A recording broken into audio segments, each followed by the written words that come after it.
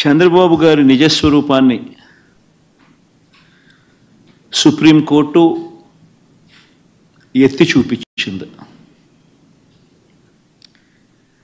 ముఖ్యమంత్రి హోదాలో ఉన్న వ్యక్తి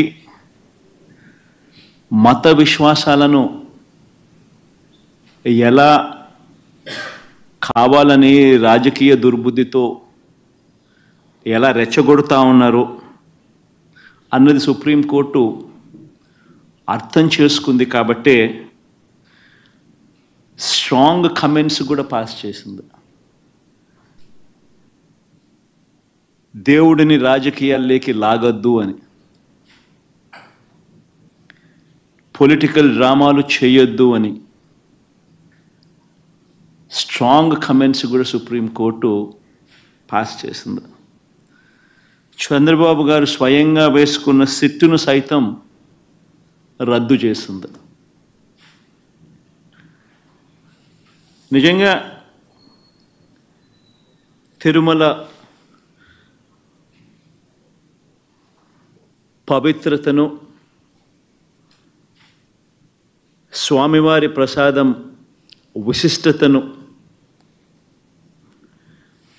నిజంగా రాజకీయ దుర్బుద్ధితో కావాలని అబద్ధాలాడి జంతువుల కొవ్వును సైతం వాడి లడ్డూలు తయారు చేసినట్టుగా, ఆ లడ్డూలను తిన్నట్టుగా, పంచిపెట్టినట్టుగా, తిన్నట్టుగా అసత్య ప్రచారంతో ఏదైతే ముఖ్యమంత్రి చంద్రబాబు నాయుడు గారు తిరుమల లడ్డును, వెంకటేశ్వర స్వామి విశిష్టతను,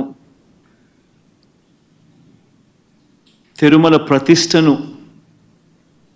ఏ రకంగా అయితే తాను అపవిత్రం చేశాడో వాటి అన్నింటికి సంబంధించి గత కొద్ది రోజులుగా సాక్ష్య ఆధారాలతో సహా నేను చూపించడమే కాకుండా కోర్టులు సైతం చంద్రబాబు నాయుడు గారిని మొటిక్కాయలు వేసిన పరిస్థితులు గమనించాం. కోట్లాది మంది భక్తుల విశ్వాసాన్ని, నమ్మకాన్ని దెబ్బతీస్తూ చంద్రబాబు నాయుడు అనే వ్యక్తి ఏ రకంగా తాను పద్ధతి ప్రకారం అబద్ధాలాడాడో, ఆ అబద్ధాలను సైతం అవి అబద్ధాలు అని చెప్పి క్లియర్ కట్గా తెలిపే విషయంగా, తెలిసేట్టుగా సాక్షాత్తు టీటీడీ ఈఓ అంటే చంద్రబాబు నాయుడు గారు తాను ముఖ్యమంత్రి అయిన తర్వాత తానంతటి తానే నియమించుకున్న తన ఐఏఎస్ ఆఫీసర్, తన ఈఓ ఏ విధంగా చంద్రబాబు నాయుడు గారి మాటలకు విరుద్ధంగా, ఏ విధంగా చంద్రబాబు నాయుడు గారి మాటలకు విరుద్ధంగా తాను స్వయంగా ప్రకటనలు చేశాడు. ఇవన్నీ కూడా ఒక్కసారి గమనించినట్లయితే చంద్రబాబు నాయుడు గారు ఇప్పటికీ మామూలుగా అయితే మంచి వ్యక్తి అయితే గన ఇంత ఆధారాలు కనిపిస్తూ ఉన్నప్పుడు కొద్దో గొప్ప సిగ్గుపడతాడు. ఆయన అన్న మాటలు సాక్షాత్తు టీటీడీ ఈఓ చంద్రబాబు నాయుడు గారి మాటలకు వ్యతిరేకంగా తానే స్వయంగా చెప్పిన మాటలు, ఇన్ని సాక్ష్యాధారాలు కనిపించినప్పుడు మామూలుగా ఎవరైనా కూడా దేవుడి విషయంలో తప్పులు జరుగుతూ ఉన్నప్పుడు, తప్పులు చేసినప్పుడు దేవుడు అంటే భయము, భక్తి కాస్తో కూస్తో ఎవరికైనా ఉన్న వ్యక్తి ఎవరైనా కూడా ఒకవేళ ఉంటే, ఆ భయము భక్తి ఎవరిలో అయినా కూడా ఉంటే పశ్చాత్తాపం అనేది ఎక్కడో చోట రావాలి. ప్రజలకు క్షమాపణ చెప్పే కార్యక్రమం అనేది ఎక్కడో ఒకచోట జరగాలి. కానీ చంద్రబాబు నాయుడు గారి మనిషి ఎలాంటి వాడు అని అంటే పశ్చాత్తాపము ఉండదు, దేవుడంటే భయము ఉండదు, దేవుడంటే భక్తి ఉండదు. చివరికి ఏ స్థాయిలో చంద్రబాబు నాయుడు గారి అబద్ధాల ప్రచారాలు, భయము, భక్తి ఏదీ లేకోకుండా తాను ప్రవర్తించే తీరు ఎలా ఉందనంటే ఈరోజు నిజంగా ఈ టీడీపీ సాక్షాత్తు Telugu Desam party website, Telugu Desam party official website నుంచి ట్విట్టరే కదా ఇది, ట్విట్టర్లో చంద్రబాబు నాయుడు గారు పెట్టిన పోస్టింగ్ ఇది.